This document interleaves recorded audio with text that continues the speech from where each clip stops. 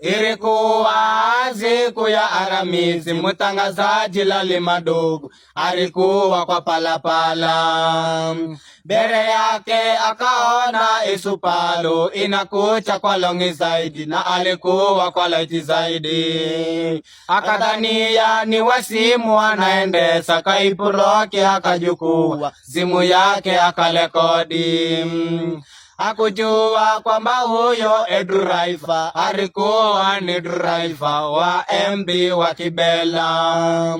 Wakamwambia ukimaliza kurekodi yo takataka ujukue upeleke Laizi Ludo.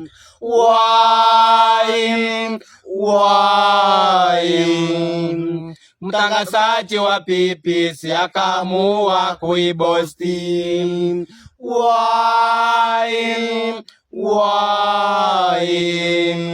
Nasi ifi dolali Madogo si aibosti.